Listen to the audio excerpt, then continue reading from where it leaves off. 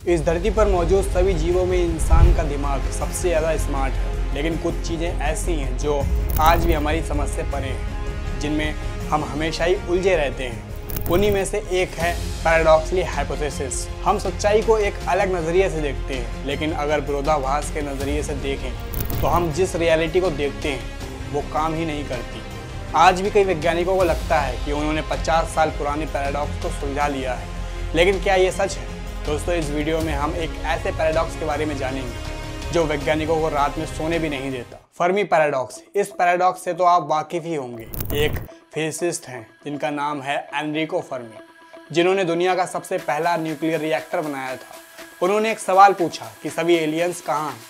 उन्होंने तर्क दिया कि हमारे सोलर सिस्टम 4.5 अरब साल पहले बना था, लेकिन यूनिवर्स में तो हमारे सोलर सिस्टम के बनने से भी कई अरब साल पहले और भी सोलर सिस्टम बन चुके थे। वहाँ पर भी पृथ्वी की तरह प्लैनेट्स होते हैं और वहाँ पर तो इंटेलिजेंट सिविलाइजेशन बहुत पहले विकसित हो चुकी होगी। जब तक हमारा सोलर सिस्टम बना भी नहीं होगा, तब तक वो वहाँ की सभ्यता इंडिपेंडेंस होकर एडवांस सिविलाइजेशन बन चुकी होंगी।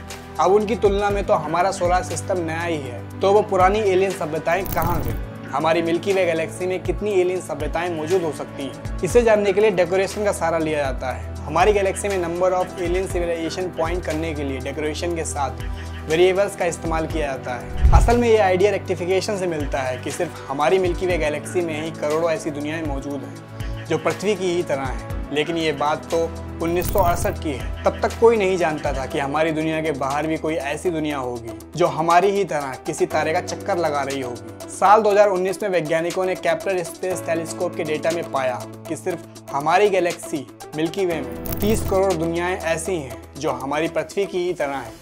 वहाँ पर इसी तरह सारी कंडीशंस मौजूद हैं। अब जैसा कि हम जानते हैं कि यूनिवर्स में हमारे अलावा न जाने कितनी ही दुनियाएं मौजूद हो सकती हैं, लेकिन फिर भी यूनिवर्स इतना शांत क्यों है, या फिर हमें किसी बाहरी दुनिया के संकेत क्यों नहीं मिल सकते? इन सभी सवालों के जवाब हमें भविष्य में जल्दी ही मिल जाएंगे, जब हमारी टेक्नोलॉजी और ज़्यादा एडवांस हो। या हो सकता है कि बहुत पहले से ही एलियंस हमारी धरती पर आते जाते रहे हों, लेकिन हमें उनके बारे में अभी तक पता ही ना हो। पिछले कुछ दशकों में पृथ्वी पर कई बार यूएफओस को नोटिस किया गया है। कुछ लोग मानते हैं कि परग्रही जीव पहले से ही धरती पर मौजूद हैं।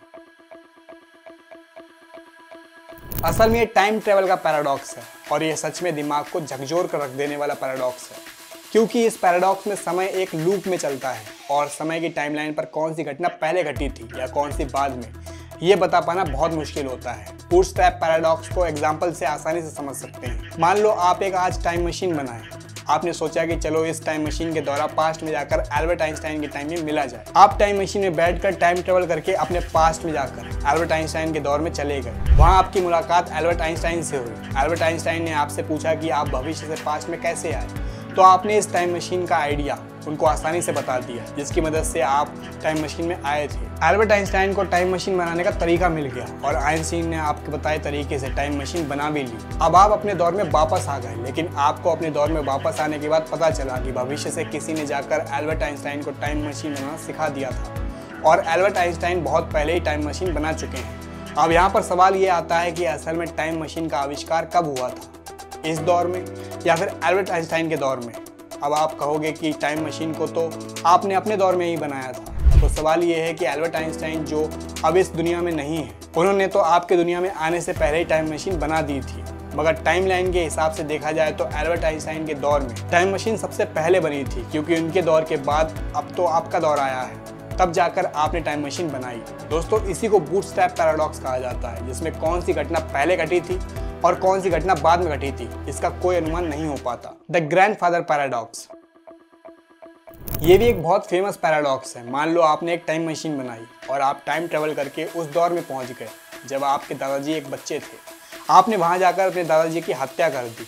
अब क्योंकि आपके दादाजी की हत्या हो चुकी है, तो उनकी शादी भी नहीं हो सकती। अगर उनकी शादी नहीं हुई तो आपके पापा का भी जन्म नहीं हुआ। अब क्योंकि आपके पापा का जन्म नहीं हुआ है, तो उनकी शादी कैसे हो सकती है? अब आपके मम्मी पापा का कोई अस्तित्व ही नहीं है, तो आप इस दुनिया में कैसे आए? उस हिसाब से तो आपका अस्तित्व ही नहीं होना चाहिए। अब आपका कोई अस्तित्व ही नहीं है, आपका जन्म ही नहीं हुआ है, तो फिर वो इंसान कौन था जिसने टाइम मशीन बनाई और पास्ट में जाकर अपने दादाजी की हत्या कर दी? इसी को द ग्रैंडफादर पैराडॉक्स कहा जाता है। Hitler paradox. Hitler paradox grandfather paradox का ही एक वेरिएंट है। मान लो आप चाहते हो कि वर्ल्ड वॉर 2 कभी हुआ ही ना हो, आप वर्ल्ड वॉर 2 को रोकने के लिए समय में पीछे जाकर हिटलर को ही मार देना चाहते हो, तो आप अपनी टाइम मशीन से उस दौर में गए जब वर्ल्ड वॉर 2 से पहले चीज़ें आउट ऑफ कंट्रोल होने वाली थी और सभी चीज़ों को बदलने के लिए आपने हिटलर को मार दिया। अब ऐसा होने से वो सारे एक्शन खत्म हो गए जिनकी वजह से वर्ल्ड वॉर 2 हुआ था। अब आप अपने दौर में वापस लौट कर आए और आपने देखा कि वर्ल्ड वॉर 2 तो कभी हुआ ही नहीं है। अब यहाँ पर सवाल ये आता है कि वर्ल्ड वॉर 2 कभी हुआ ही नहीं था, तो किसी कारण के बिना आप समय में पीछे क्यों गए? इसी को हिटलर पैराडॉक्स कहा जाता है, ऑब्जर्वर्स पैराडॉक्स। ये क्वांटम फिजिक्स का एक अनोखा पैराडॉक्स है जिसे कैट इन बॉक्स एक्सपेरिमेंट भी कहा जाता है। ये केवल एक थॉट एक्सपेरिमेंट है। मान लो कि एक बिल्ली एक बॉक्स में बंद है, उसी बक्से में रेडियो एक्टिव मटेरियल भी रखा हुआ है। रेडियो एक्टिव मटेरियल की रीडिंग को मेजर करने के लिए एक रीडर भी है, साथ में एक हथौड़ा और एक जहरीली गैस से भरी बोतल भी है। रेडियो एक्टिव मटेरियल के डिके होने के चांसेस 50% हैं, मतलब या तो रेडियो एक्टिव मटेरियल डिके होगा या नहीं। अगर रीडर में रेडियो एक्टिव पार्टिकल्स के डिके होने की कोई रीडिंग्स मिलती है तो हथौड़ा ट्रिगर हो जाएगा, जिससे यह हथौड़ा जहरीली गैस से भरी बोतल को फोड़ देगा, जिससे जहरीली गैस बाहर निकलेगी और बिल्ली को मार देगी। ये सारा का सारा सिस्टम एक बॉक्स के अंदर ही बंद होगा। अब बॉक्स के अंदर क्या हो रहा है ये तब तक पता नहीं चल सकता जब तक आप बॉक्स खोलकर ना देखें। जब तक बॉक्स बंद है तब तक एक ही समय में बिल्ली की दोनों स्टेट्स पॉसिबल है। सेम टाइम पर बिल्ली बॉक्स के अंदर मर भी चुकी है और जिंदा भी है। आप कहोगे कि ये कैसे संभव है? दरअसल मैटर का आउटकम क्या होगा ये तब तक पता नहीं चलता जब तक हम उसे देखें ना। बॉक्स के अंदर बिल्ली मरी भी है और जिंदा भी है, लेकिन एक समय बिल्ली के मरे होने का या जिंदा होने का रिकॉर्ड हमें बॉक्स को ओपन करने के बाद ही पता चलेगा। Black hole information paradox. ये फिजिक्स का सबसे बड़ा पैराडॉक्स है। ये क्वांटम मैकेनिक्स और जनरल रिलेटिविटी के रिजल्ट्स की एक पजल है। कैलकुलेशंस दिखाती हैं कि ब्लैक होल के अंदर जाकर किसी भी चीज़ की फिजिकल इन्फॉर्मेशन हमेशा के लिए गायब हो जाती है, लेकिन क्वांटम मैकेनिक्स कहती है कि इन्फॉर्मेशन तो कभी खत्म ही नहीं हो सकती। चलिए इसको एक एग्जाम्पल से समझते हैं। मान लो आप एक कागज़ जलाते हो जिस पर कुछ लेटर्स लिखे हुए हैं। कागज़ जल जाता है, उसके बाद वो राख बन जाता है।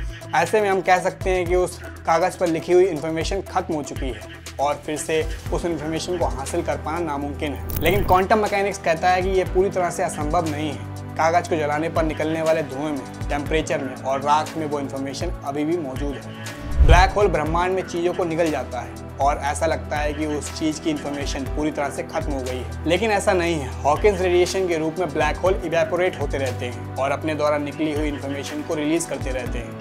मुझे पता है ये थ्योरी आपको कुछ अजीब सी लग रही होगी, लेकिन क्या करें, ये क्वांटम मैकेनिक्स है। दोस्तों इस वीडियो में बस इतना ही। अगर आपको ये वीडियो अच्छा लगा हो तो वीडियो को लाइक ज़रूर कीजिएगा और ऐसी इंटरेस्टिंग वीडियोस को देखने के लिए हमारे चैनल को सब्सक्राइब करना ना भूलिएगा और इन वाली वीडियोस को भी देखिएगा। मिलते हैं अपने अगली वीडियो में।